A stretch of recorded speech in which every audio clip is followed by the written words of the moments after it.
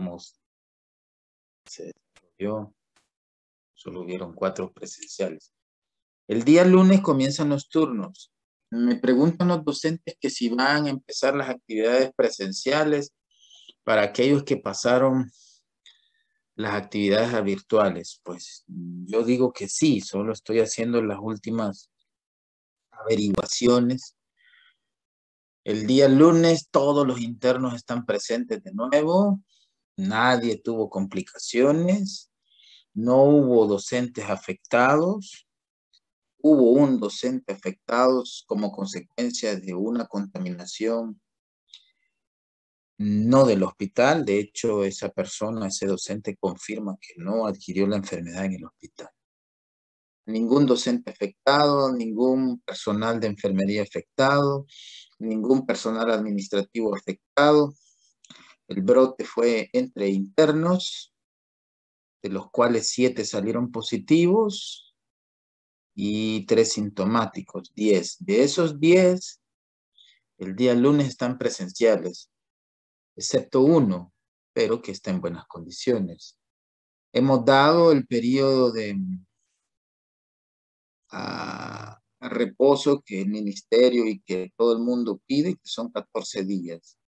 Así que yo les mando en el aula virtual cómo vamos a proceder para el día lunes si las actividades se reinician completamente presenciales. Voy a empezar la clase. Doctor, solo una cosita más. Diga. Hablando ahorita de eso del turno de lunes, el grupo número 7, ¿usted detallaría si vamos a ir de día o de noche? Yo les mando en el aula virtual todo. Ya Okay. lo tengo, fíjese, ya lo tengo. Pero mejor por el aula virtual, porque a veces de tanta información que tengo me equivoco. Mejor mandarla por el aula virtual como siempre lo he hecho. Oiga. Sí, doctor, gracias. Ok. Vamos a ver. Permítame. One per múltiples.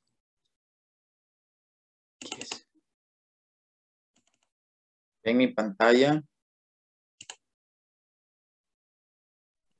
Sí, doctor. Sí, doctor. Muy bien, perfecto. Bueno, miren, vamos a ver trauma craneoencefálico. Déjenme ver.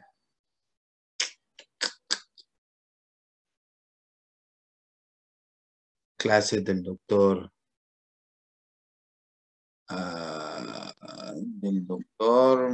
José Peña, por alguna razón no ha podido darla. Yo la estoy dando. Déjenme ver algo.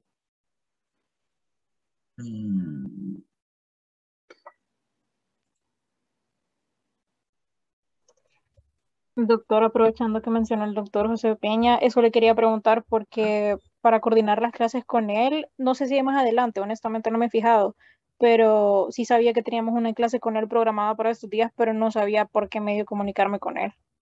No se preocupe, yo me comunico con él. Esta clase no pudo darla. De hecho, yo la estoy dando, la voy a dar. La que no pueda dar, la voy a dar yo. Digan.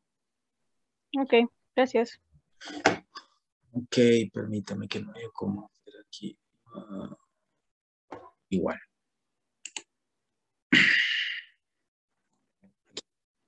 Trauma craneoencefálico es una patología frecuente.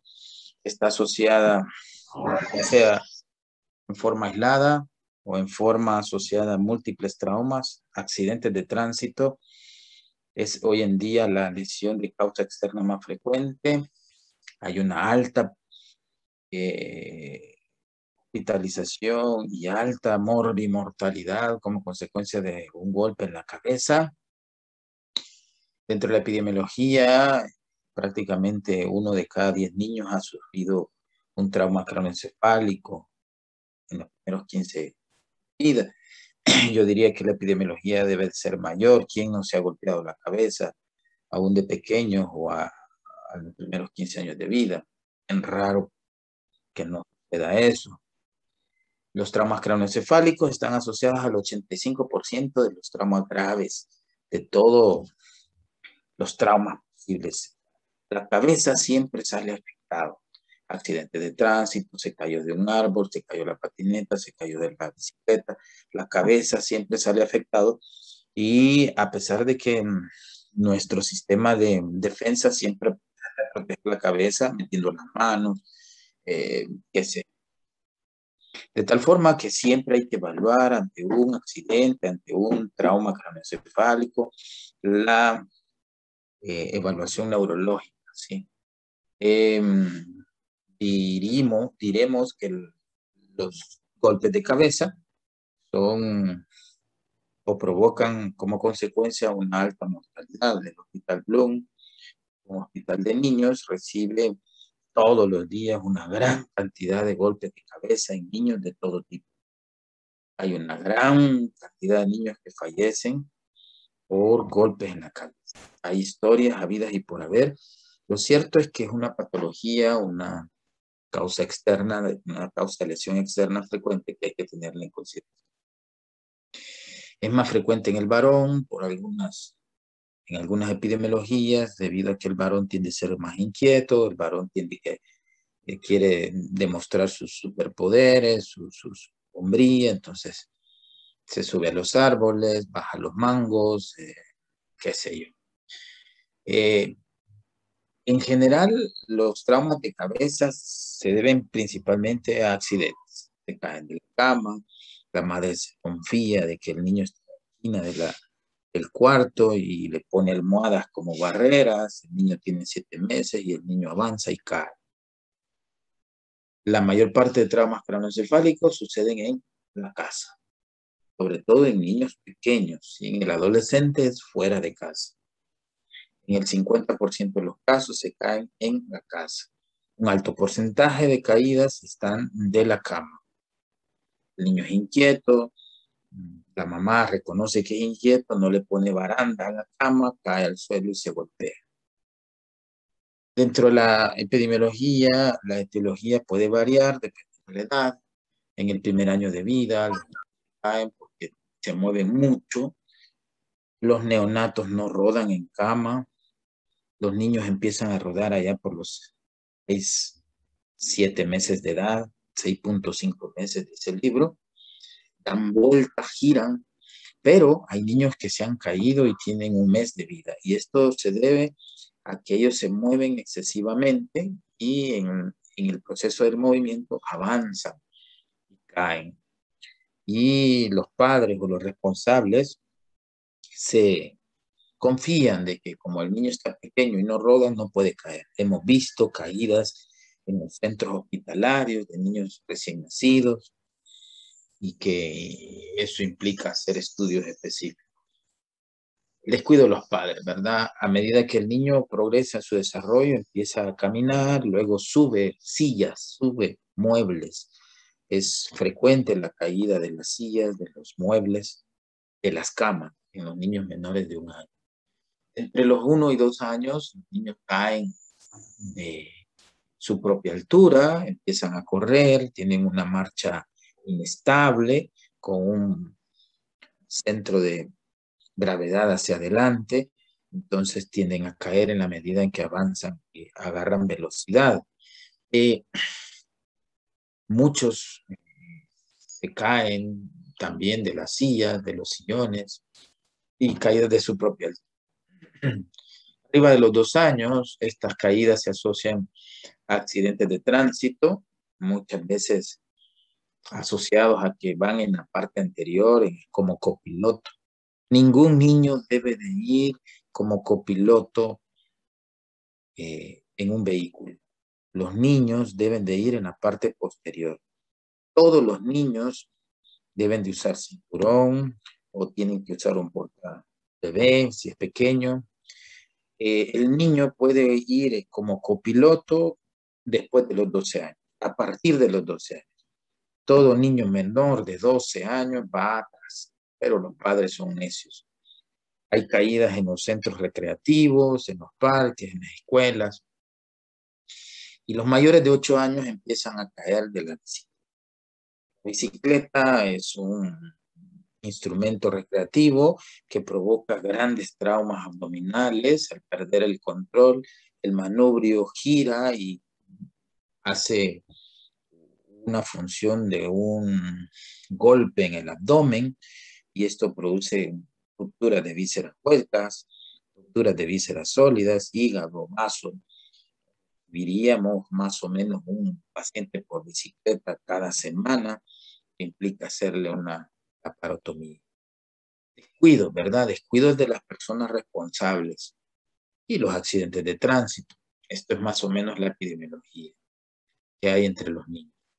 Cuando alguien se golpea la cabeza, van a haber consecuencias. Unas consecuencias pueden ser inmediatas y otras consecuencias pueden ser tardías.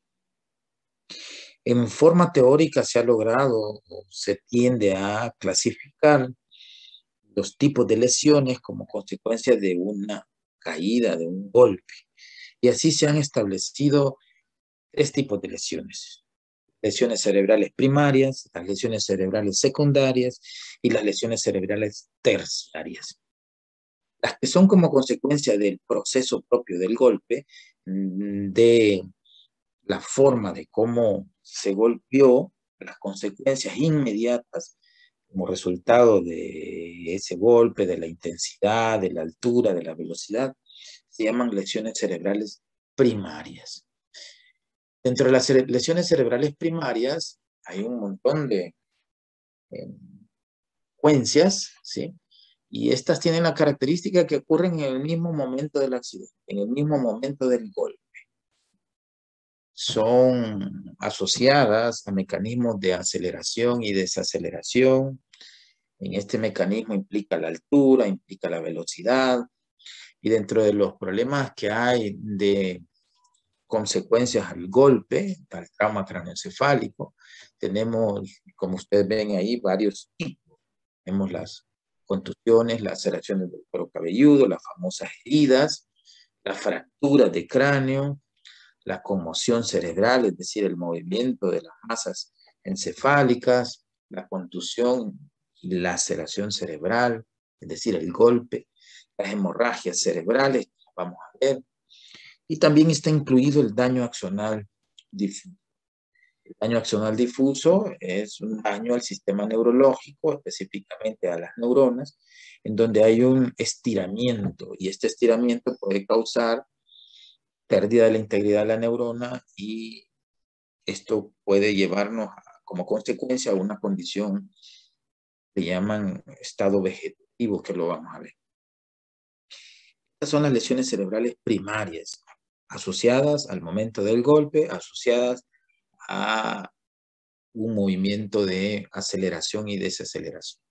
Y aquí tenemos diferentes consecuencias de la lesión cerebral primaria. Ahí tenemos las hemorragias intracraneanas, las epidurales, las epidurales, las intrapariquitosas, las subaracnoideas, que las vamos a revisar.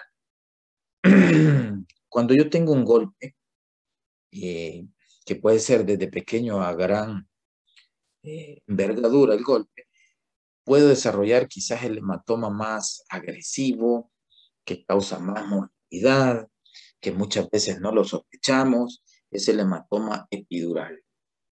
El hematoma epidural tiene algunas características.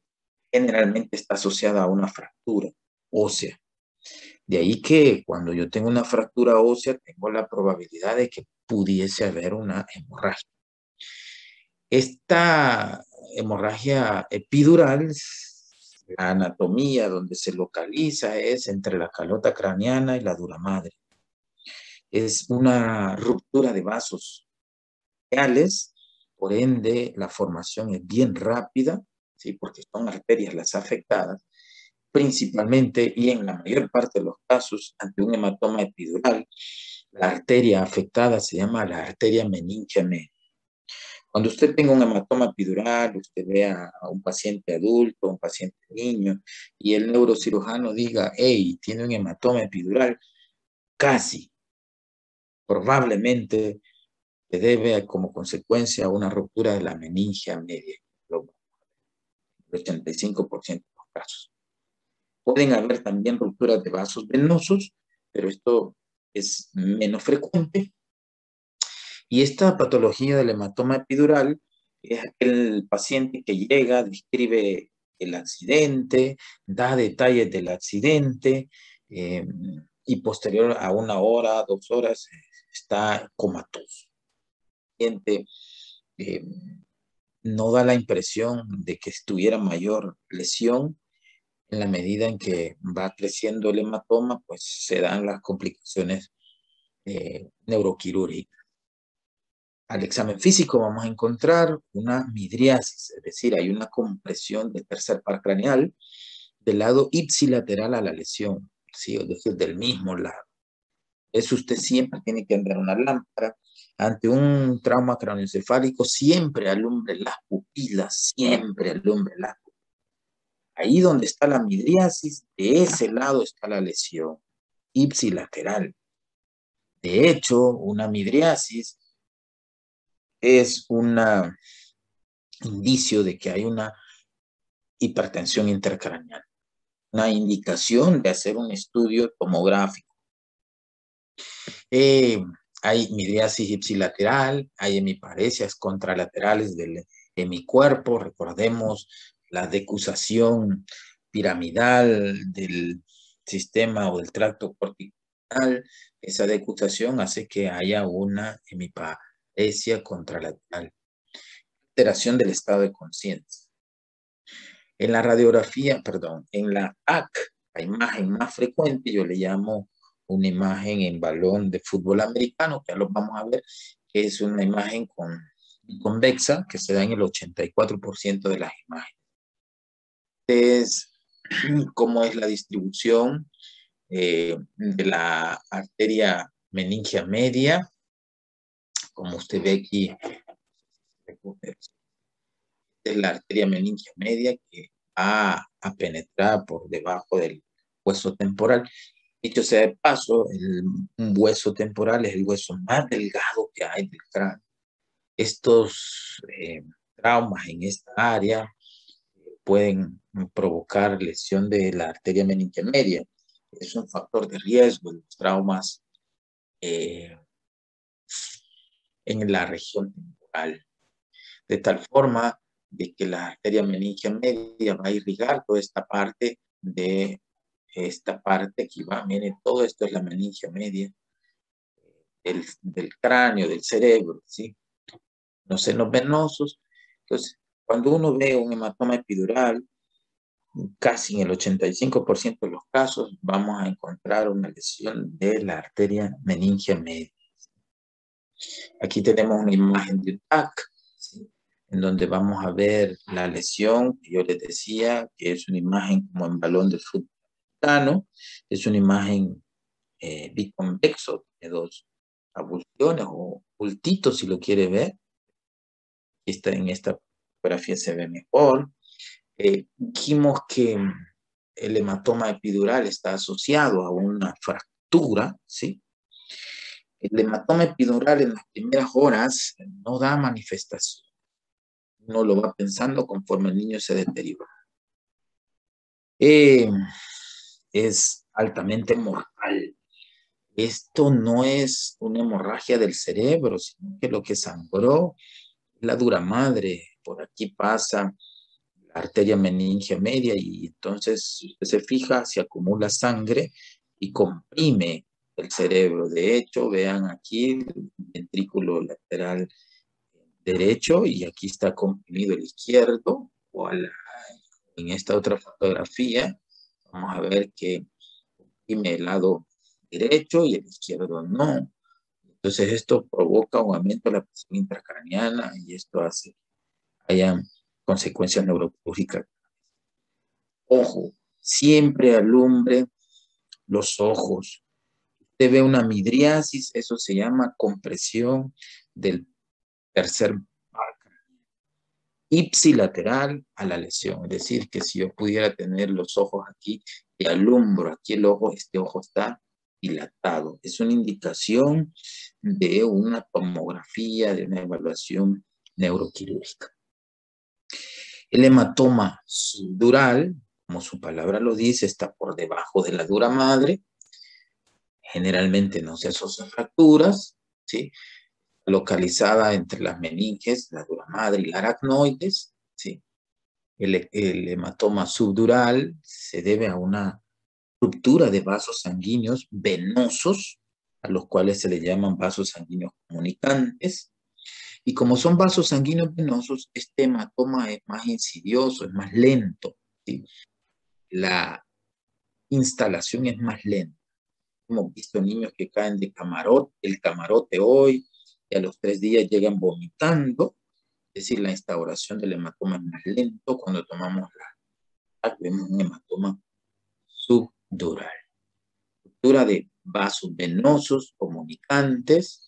Esto se debe a una tracción por fuerzas de aceleración y desaceleración. Generalmente hay lesiones de contragolpe, ya lo vamos a ver, en el 80% de los casos pueden haber consecuencias de la masa encefálica. El hematoma subdural es más lento, es de tipo venoso, ¿sí? Y vamos a ver que es la fotografía diferente a la del hematoma epidural. Entonces aquí tenemos el mecanismo. El mecanismo es ruptura de estos vasos sanguíneos por aceleración y desaceleración. Entonces se rompen estos vasos venosos, hay lesiones por contragolpe, la fuerza va hacia adelante, digamos, pero hay una contrafuerza hacia el lado contrario. Entonces ese proceso de fuerzas a la inversa hace que se rompan los vasos sanguíneos comunicantes. Aquí tenemos una imagen que es diferente a la del hematoma epidural.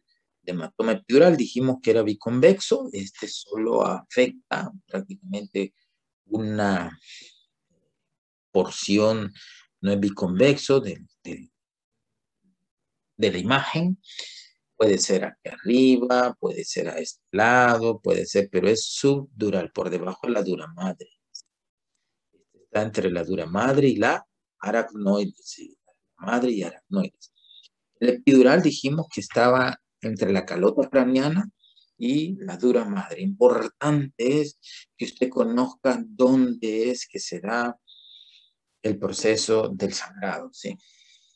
Esto puede comprimir y dar lesiones de hipertensión intracraneana. Vemos este ventrículo que está normal y este está comprimido porque está haciendo un efecto de masa.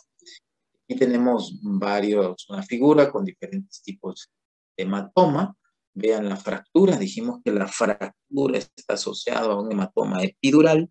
El hematoma epidural se da entre la calota craneana, que vemos aquí, y la dura madre. Este es un hematoma subdural que está por debajo de la dura madre y la aracnoides. Y tenemos también hematomas intraparenquimatosos. Ya los vamos a ver también. Los hematomas intraparenquimatosos son los que se dan propiamente dicho dentro de la masa cerebral. Estos están asociados muchas veces a rupturas de vasos sanguíneos como consecuencia a neurismas, como consecuencia de malformaciones arteriovenosas, como consecuencia de eventos traumáticos que hacen que la masa cerebral tenga un movimiento demasiado fuerte, el famoso checking baby de los niños, que es cuando los padres, los cuidadores, dicen que tienen un ojo, una mirada fuerte, qué sé yo, cosas que son catalogadas como creencias. Entonces sacuden al bebé y hacen que sangre la cabeza, ¿sí? A veces está asociada también a problemas propias de la coagulación de los niños. Los hemofílicos, los pacientes hemofílicos, con solo estornudar, pueden sangrar. Ya hemos visto pacientes que tienen niveles bajos de factor 8 y factor 9, o no tienen, entonces esos con un pequeño esfuerzo sangra la cabeza y es un hematoma intraparenquimatoso. Tenemos la hemorragia subaracnoidea. La hemorragia subaracnoidea es la que se va a dar, la parte más interna, es donde recorre el líquido cefalorraquídeo y se da entre la aracnoide y la pía madre. Recuérdese que la pía madre es la capa de las meninges, que está adosada directamente al parénquima cerebral. Por arriba del aracnoide, de la pía madre, está la aracnoides. Este espacio entre el aracnoides y la pía madre se le llama espacio subaracnoideo. Y este es el espacio que recorre el líquido cefalorraquídeo. En este espacio hay sangrados, hay una hemorragia. Entonces, este tipo de sangramiento, este tipo de hemorragia, simula una meningitis. Recuérdese que para yo tener meningitis, el líquido cefalorraquídeo está contaminado.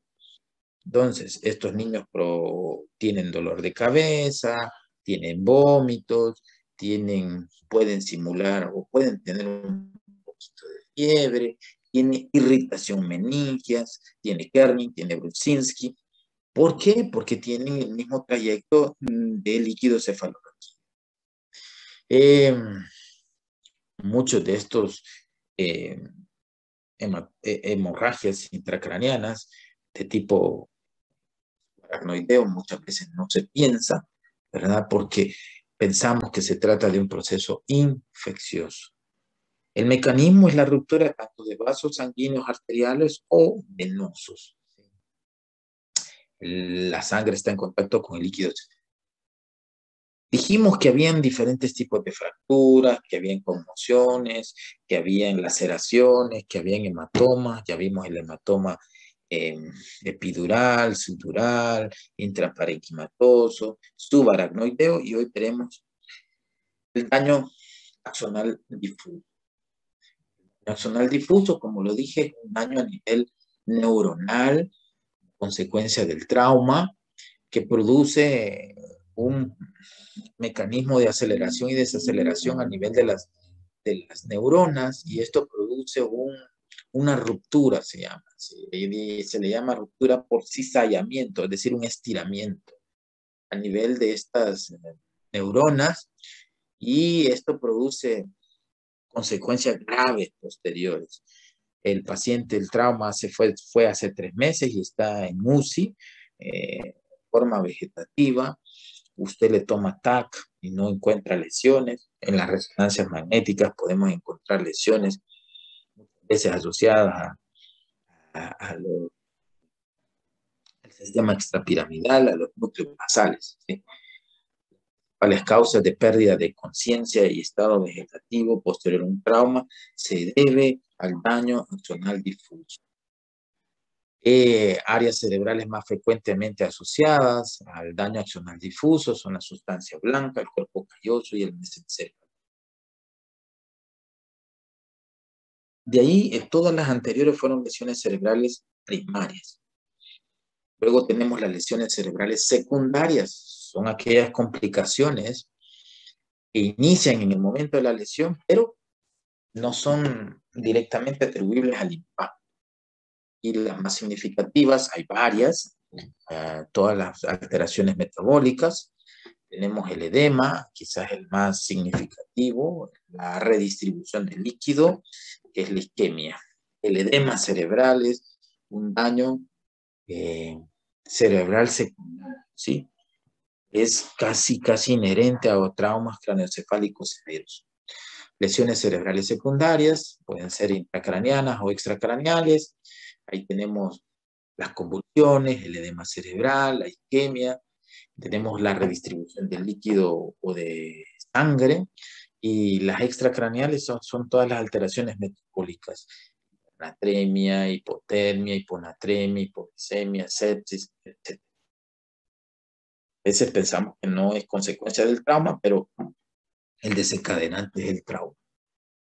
Y las lesiones cerebrales terciarias prácticamente es una condición de apoptosis, muerte cerebral programada, en donde hay muerte neuronal, ¿sí? En donde el paciente muy probablemente va a fallecer, pero ya los procesos cerebrales superiores están abolidos, todos los reflejos están abolidos, estamos ante una muerte cerebral. Hay alteraciones inducidas por el trauma. Incluyen alteraciones de neurotransmisores, alteraciones en la membrana celular, en la homeostasis iónica. etcétera. Se refiere a muerte neuronal. Hay una condición de apoptosis, es decir, una muerte programada, ¿verdad? Celular.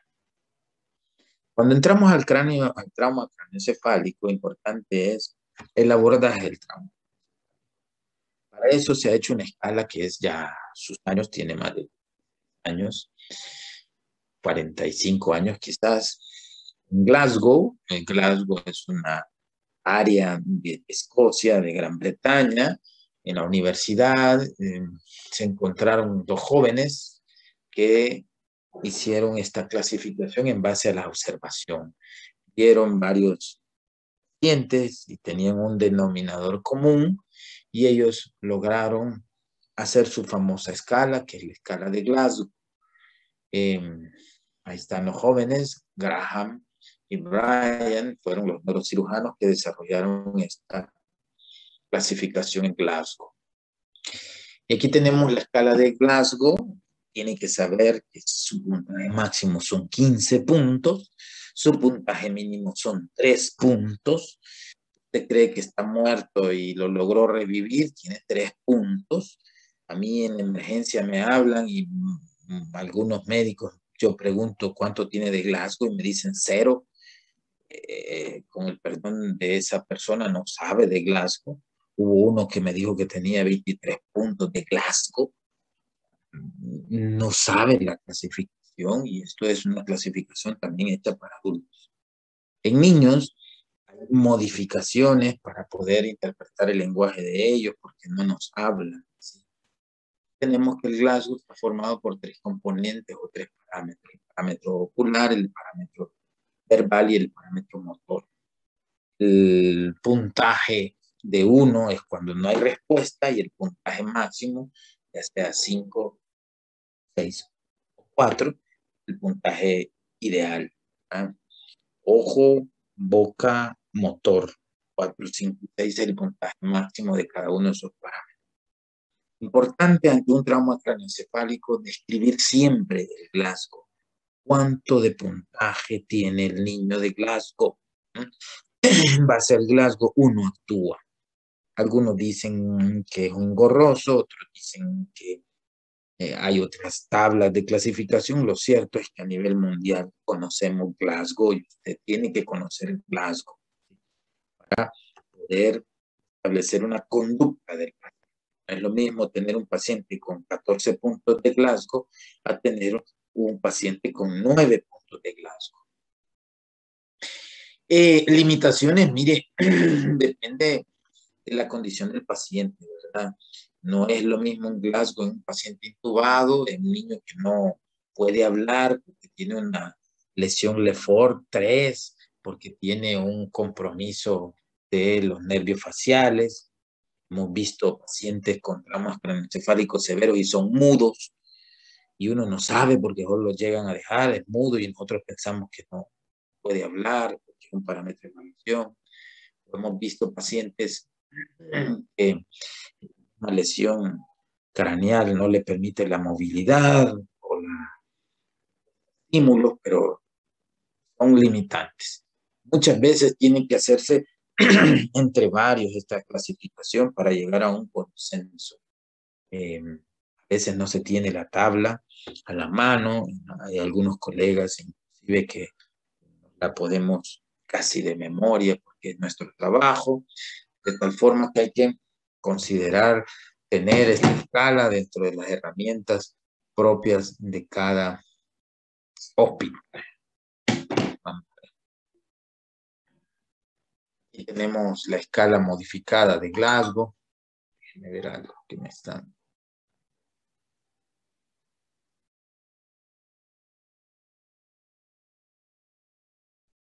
Ok. Para niños menores de 1 año, para niños mayores de 1 año, que ustedes están viendo. ¿Cómo se clasifica el trauma? El trauma se clasifica en leve, moderado y severo. El leve es el que tiene un puntaje Glasgow de 13 a 15 puntos. El moderado es el que tiene de 12 a 9 puntos. Y el que tiene menos de 8, menor o igual a 8 puntos, es un puntaje de Glasgow severo. Todo niño todo paciente con un Glasgow igual o menor a 8 debe de estar intubado. ¿Por qué? Porque se considera de que está en un estado de coma. Mire doctor, pero respira bien, fíjese que no, satura 100%, no me interesa. ¿Para qué le puso usted escala de Glasgow de 8 puntos? Toda paciente con Glasgow menor o igual a 8 puntos, hay que manejar la vía aérea, porque aducimos que tiene una hipertensión intracraneana, porque tiene un edema cerebral, porque va a tener una herniación producto del tejido cerebral, producto a esa eh, eh, hipertensión intracraneana. Aunque sature 100, aunque respire bien, pero si tiene un Glasgow menor o igual a 8 puntos, debe de ser intubado. A veces me hablan, ¿y cuánto tiene Glasgow? Fíjese que tiene 6 puntos, ¿está intubado? No, es que fíjese que satura bien. Error, intúbelo y mándelo, ¿sí? Hay consideraciones en cuanto a la clasificación del Glasgow, ¿sí? Todo paciente que pierde la conciencia, que tiene alteración del estado de conciencia, que presenta vómitos persistentes, que ha tenido una convulsión, debe clasificarse como un trauma craneoencefálico moderado, ¿sí? Aunque en la evaluación clínica usted lo ve que está riendo, ¿sí? Los niños que tienen lesiones focales o hemiparesias, aunque se vea bien su estado de conciencia, usted tiene que clasificarlo como moderado. Pacientes graves, ¿sí?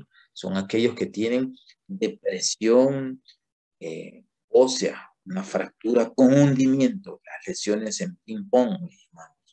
Esos pacientes deben de ser clasificados como un Glasgow grave, aunque el niño está consciente, no pierde la conciencia.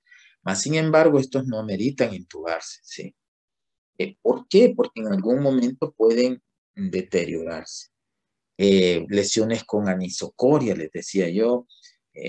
La midriasis implica una parálisis del tercer par craneal y vea la lesión, es ipsilateral, debe clasificarse como un trauma craneoencefálico. El diagnóstico, pues, es la historia clínica, siempre la base de toda la medicina. El examen físico, hay que ir a evaluar el estado de conciencia, la exploración neurológica. Vimos ya un seminario muy bonito de la exploración neurológica.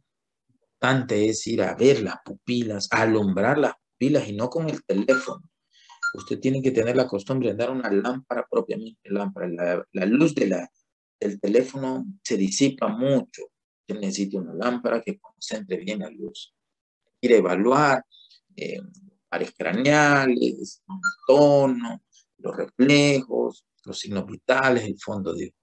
Hay signos clásicos que están dentro del trauma craneoencefálico, como es lo que es el signo de hemorragia de la fosa anterior del cráneo, el signo de mapache, en ojo de mapache, ¿sí? El signo de battle o de batalla, que vemos acá, que es un equimosis, región mastoidea, las lesiones o el hallazgo de ojos de mapache le llaman, es una equimosis periorbitaria, implica sospecha de una hemorragia, una fractura, ¿no?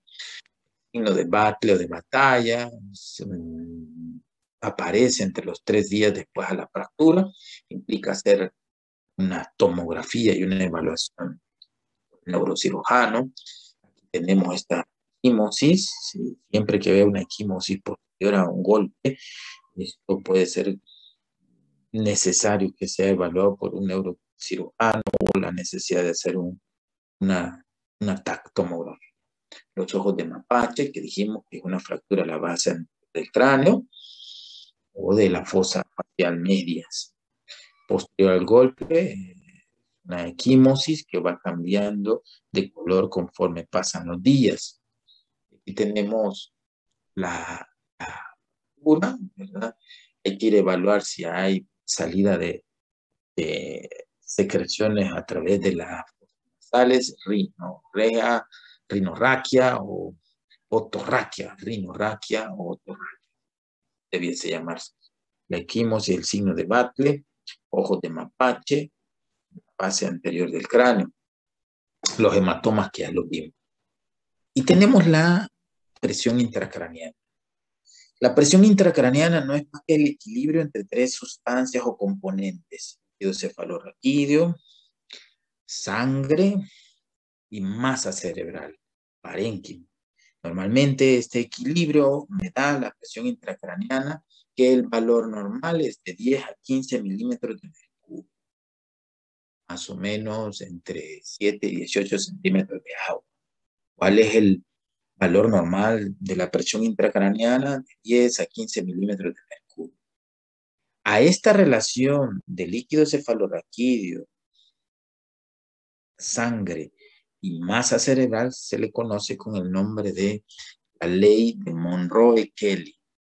Cualquiera de esas tres estructuras que se modifique, el líquido cefalorraquídeo por una meningitis, el parénquima cerebral por un trauma o el lecho vascular por un trauma, va a alterar la presión intracraneana, ¿sí? Normalmente esta presión intracraneana es de 10 a 15 milímetros de mercurio. Veamos esta figura. Aquí tenemos todo esto es la calota craneana, tenemos el cerebro, los vasos sanguíneos, entra la arteria. Esto es un dibujo teórico para explicar cómo se da el equilibrio. La arteria fluye sobre el parénquima cerebral y llega al sistema venoso. Tenemos aquí los plexos coroideos, en donde se forma el líquido cefalorraquídeo. Plexos coroideos se encuentran en los ventrículos laterales, en el tercer ventrículo, en el cuarto ventrículo. Allí es donde se forma el líquido cefalorraquídeo. El líquido cefalorraquídeo principalmente se forma en los ventrículos. Hay un porcentaje que se forma en el epéndimo, pero principalmente el 70-80% del líquido cefalorraquídeo se forma en los plexos coroideos.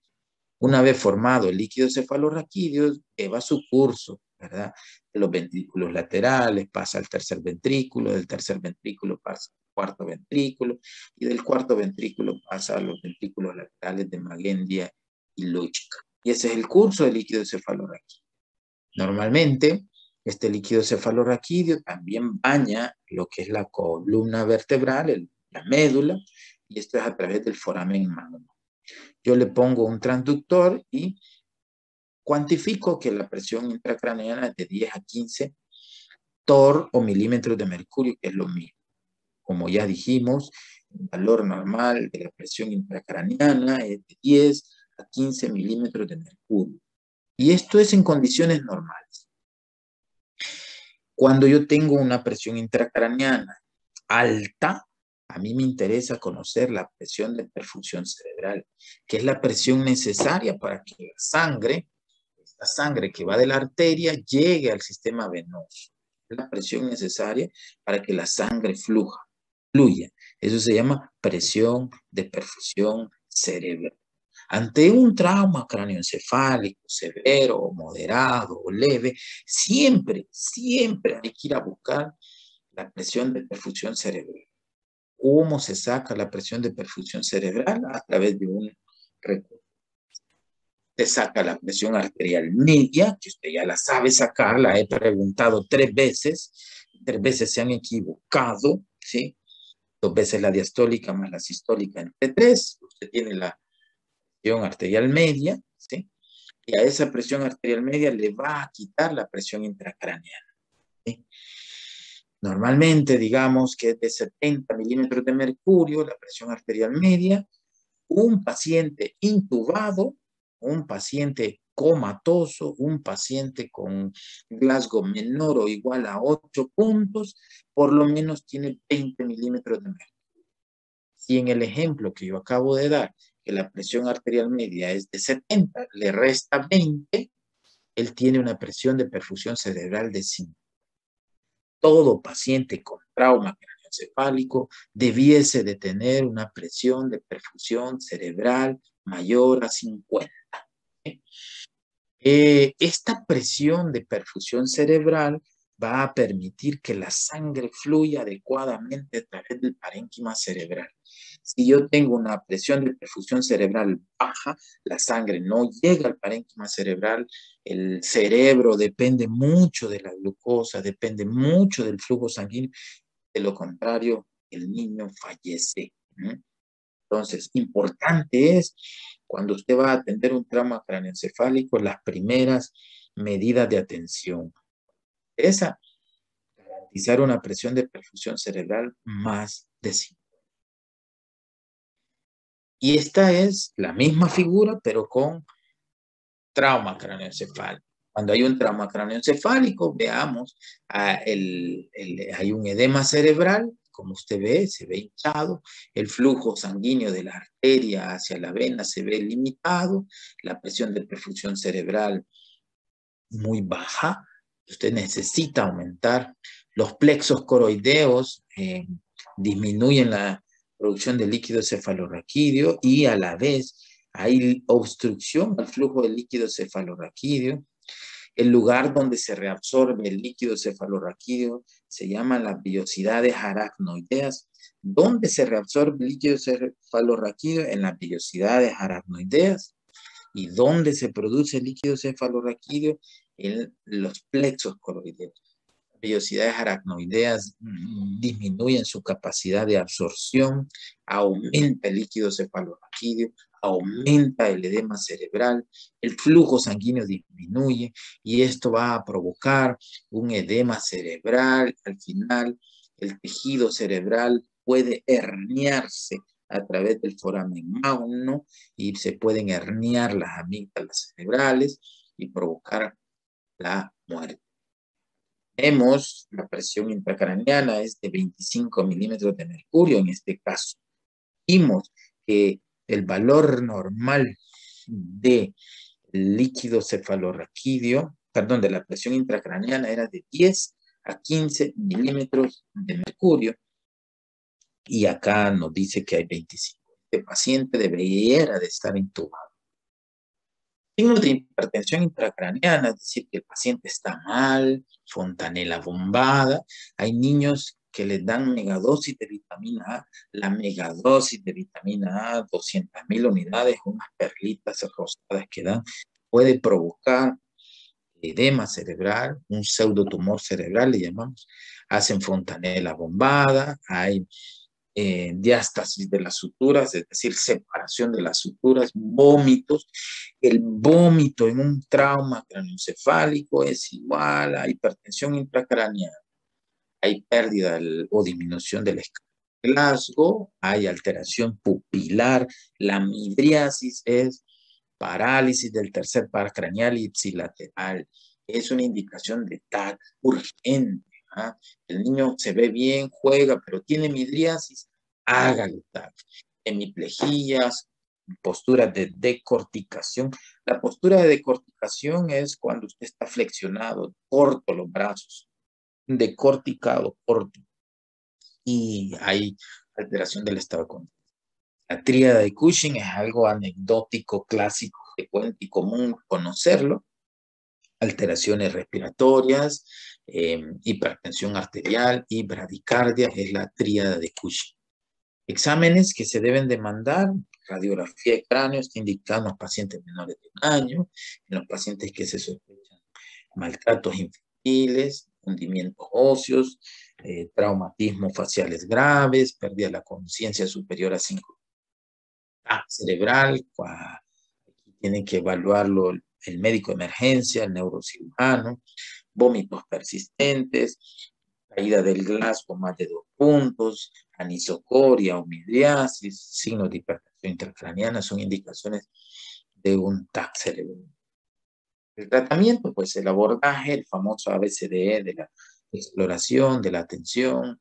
La sonda en un trauma craneoencefálico se debe de colocar a través de la boca.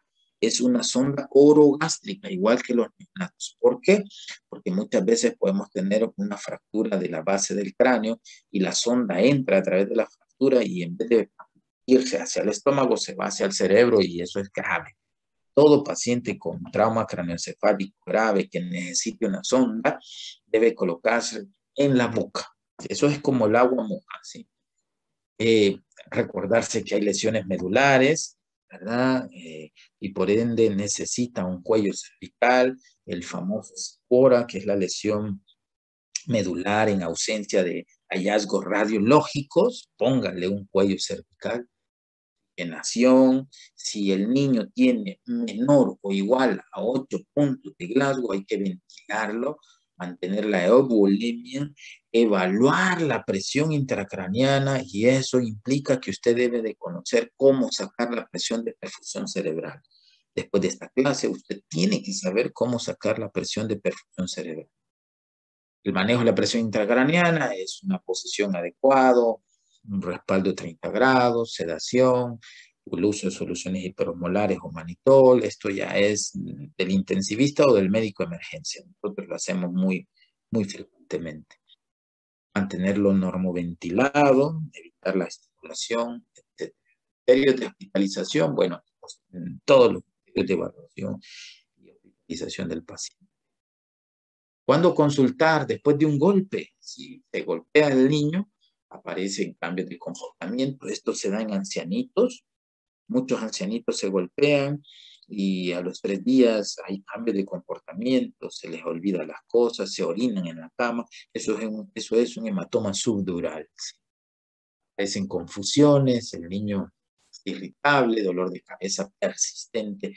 A ningún niño le tiene que doler la cabeza si duele en forma persistente. Hágale un TAC.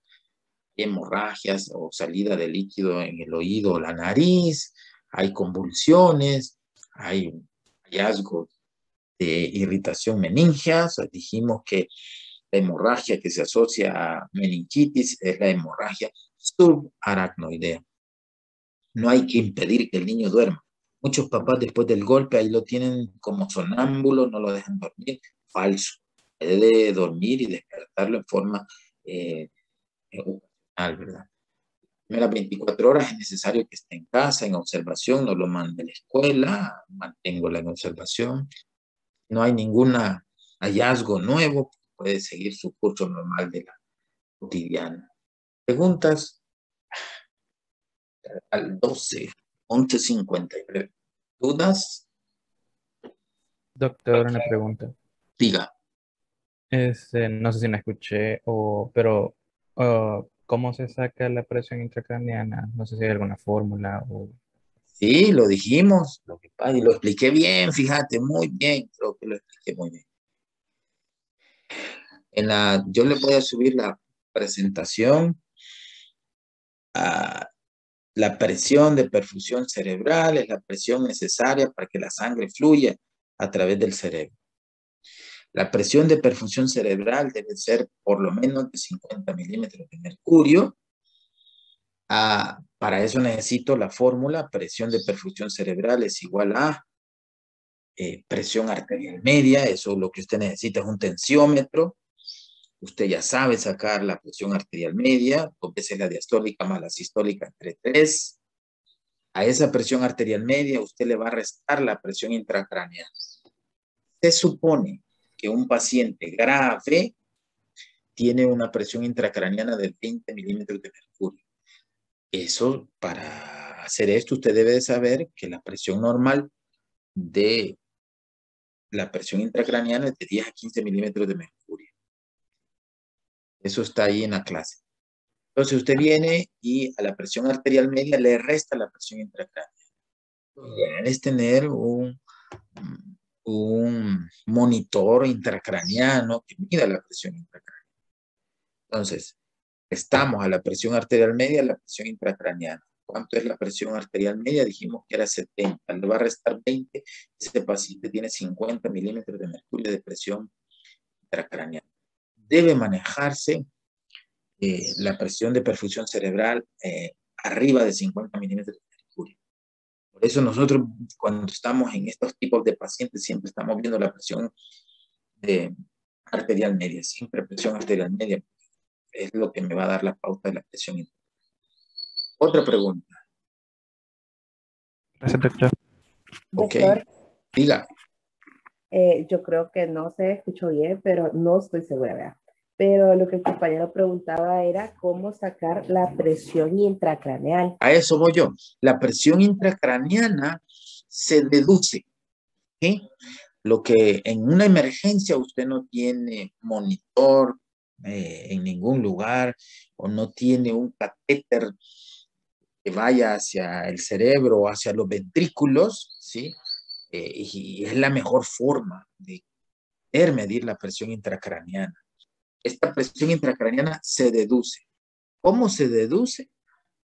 Todo paciente ventilado, es decir, que tiene un Glasgow menor o igual a 8 puntos, tiene una presión intracraneana de 20 milímetros de mercurio, ¿sí? Y en base a eso nosotros hacemos esa deducción, ¿verdad? Presión arterial media menos presión intracraneana. Idealmente deberíamos de tener un catéter de ventriculotomía en el cerebro, eso lo hace el neurocirujano, y ese catéter se lleva a un monitor y ese monitor nos da la presión intracraneana. Hay pacientes que hacen 30 milímetros de mercurio, entonces eso implica, la tendencia es a utilizar presiones de perfusión cerebral mayor. Unos hablan hasta de 90 milímetros de mercurio. Otra pregunta.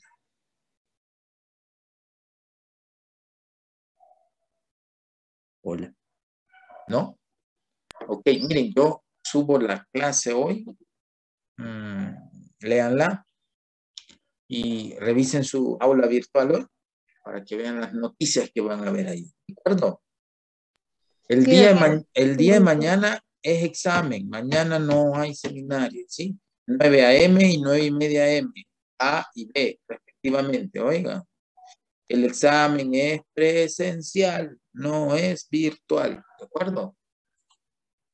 De acuerdo, doctor. De acuerdo, No habría doctor. clase entonces tampoco después del corto, ¿verdad? Mañana, ay, no sé, porque no sé si me queda tiempo. Déjenme ver, porque tengo que Bueno, empezar a calificar eso. Son 122 alumnos que tengo que calificar. Eso me quita un montón de tiempo. Pero déjenme ver, oigan. ok, gracias. Pues cuídense. Dios. Gracias, doctor. Gracias, doctor. Dios. Gracias, Gracias,